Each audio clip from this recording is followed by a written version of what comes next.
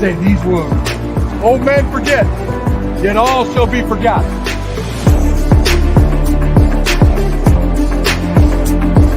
For he today who sheds his blood with me shall be my brother. Got a question for you. Who's got it better than us? Nobody! Each other.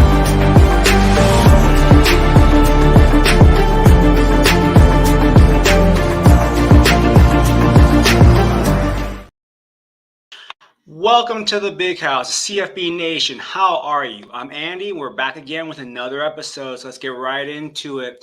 Tony Alford makes impact right away. Top 100 athlete Bo Jackson is now considering Michigan again. He is a projected running back, but he is categorized as an athlete right now in the services. Now, Alford was recruiting him to Ohio State, and while Ohio State is still favored to get Jackson, Jackson is now considering Michigan. Alford is already starting to get some impact recruits in on official visits. He took one this past weekend. This is a story that we need to keep an eye on. If Tony Alford can get Bo Jackson at Michigan, that will be a tremendous hire. He is a top 75 recruit. Now let's go on to some spring camp news. Now we found out that sophomore wide receiver Carmelo English, he's left the program. Now this past season, he played special teams. He appeared in 6 games. At the start of the season, he was getting that wide receiver 5, wide receiver 6 kind of a rotation. When the games were being blown out, he would see some action. Towards the end of the season, he got passed on the depth chart by Samaj Morgan, and he saw the writing on the wall. He wasn't going to get much playing time, so he's left the program. So last week, we mentioned Wink Martindale stating that safety Rod Moore is one of the smartest players on the team. He compared him IQ-wise to Eric Weddle. Well, he tore his ACL. He's likely going to be out for the rest of the year. If Michigan does make a deep playoff run, there is a chance, but more than likely he is out for the year. So what does this do for the depth at safety? This is a big impact. Keon Saab, he was supposed to be the guy to take over. He transferred to Alabama. Rod Moore, he was the calming influence. He was going to be the one that pretty much got everyone into the right spot pre-snap. He was a coach on the field. Now everyone gets elevated now, and that's going to be some issues. Quentin Johnson, he came back. It's going to be his 6th year. He was in the NFL draft. He decided to come back, took an NIL deal, and he was brought back to be a depth piece, brought back to be more of a special teamer, brought back to be more of just that senior 6-year influence to kind of, there's a lot of young guys in the program, and he is someone that's been through it all. He was there to kind of be that mentor, but now he's going to be asked to play more on the defense. And also what that does is we have another youngster, Zeke Berry. He was supposed to be a special teamer this year. He's now going to have to be elevated, and these two will be in kind of a battle for that safety position.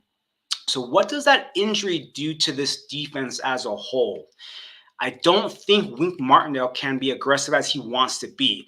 I don't think you can leave those safeties in those high leverage situations where they have to read and react. They just don't have that experience. If they do blitz and they are aggressive, Will Johnson will lock down his side, but that would stress the opposite corner and those 2 safeties to have to react in live bullet action. And I just can't see Wink Martindale putting that secondary in that kind of a situation. So what Wink Martindale is going to have to do is he's going to have to pick and choose on when to blitz, when to drop the linebackers, and kind of be more creative with his play calling. So from that aspect, I do like that because Wink Martindale does have a tendency to blitz more often than his predecessors at Michigan. So with this, we might see some more coverage defenses, which I do kind of like for what is left in the secondary. Now, don't be surprised if Michigan goes into the portal and they grab a couple of safeties that have experience to kind of compete during fall camp. There just simply isn't enough depth right now on the team. What this also does, it also puts some more pressure on the front four. They're going to have to get home. They're going to have to get to the quarterback. So I kind of want to see them rotate more. I kind of want to see when when the Giants won the Super Bowl, they had that NASCAR package. They rolled out 8, 10 different guys. So that's kind of what I want to see Michigan do if this is what they have to do because of that secondary being so depleted. Now, let's talk about some positive news here. Running back Donovan Edwards, he said he ended the season at 200 pounds. He's put on 14 pounds this offseason. And he says he's been focused on his nutrition and the weight room. So he also says that his speed is exactly where he wants it to be. He says that his cutting ability has improved and he's gaining confidence. We said in past episode he was a runner that lacked confidence. With the full offseason knowing he was the guy, he's going to step up, and so far he has. Offensive coordinator Kurt Campbell has said that Donovan Edwards has taken on a leadership role. He mentioned his physique has physically changed, and he can see that from day one to now.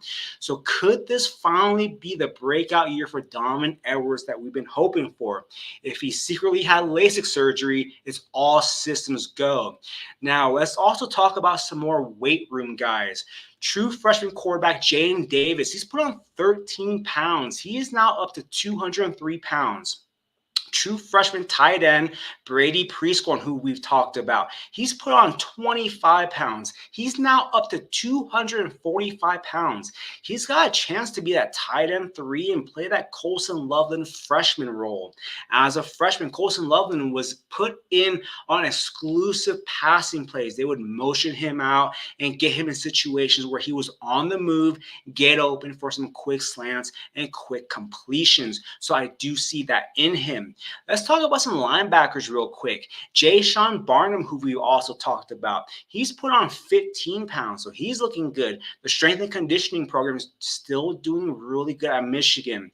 True freshman linebacker Cole Sullivan, he's put on 15 pounds. True freshman Jeremiah Beasley, he's put on 20 pounds so far. And that leads us into our profile segment. And Beasley is our freshman player profile of the day.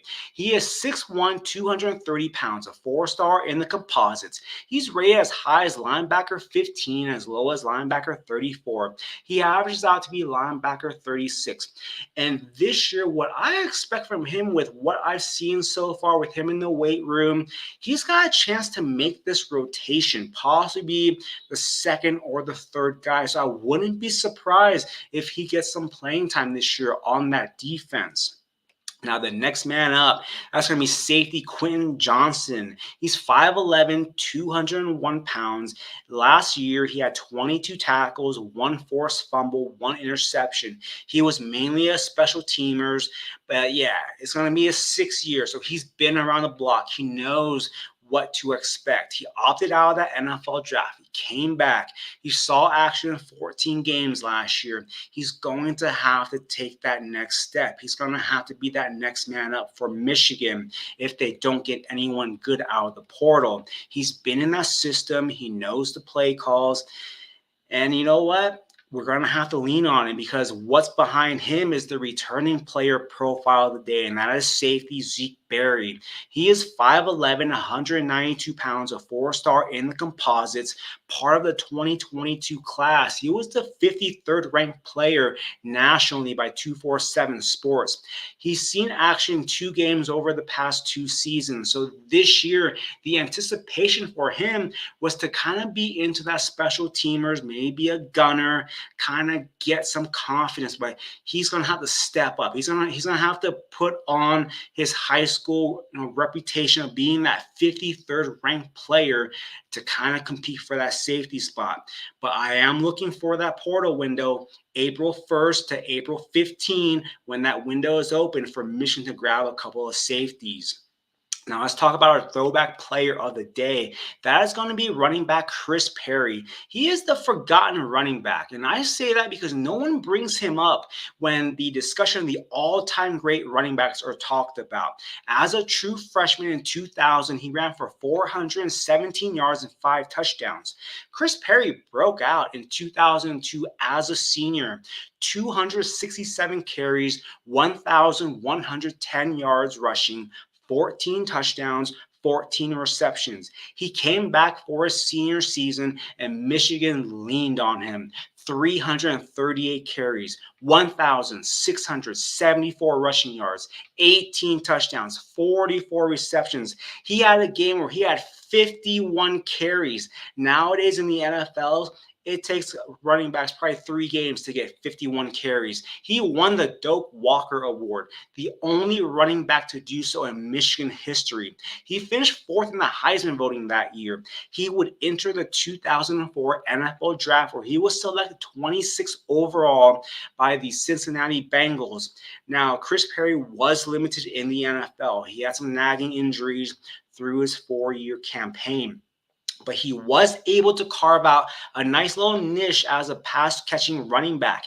In 2005, he had 51 receptions. In his 2 healthy seasons, when he played more than 10 games, he would have 71 total receptions. You could make a case that Chris Perry is one of the reasons we don't see bell cows now in the college football space, and even more so in the NFL. Chris Perry's body just simply broke down. Chris Perry gave everything he had for the Wolverines, and he should be talked about as one of the all-time great running backs in Michigan history.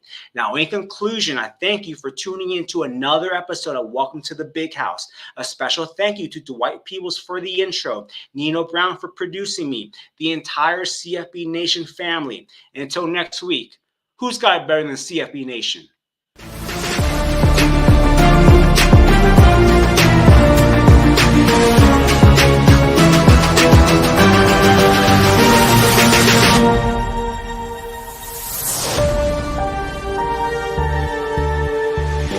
Got a question for you. Who's got it better than us? No!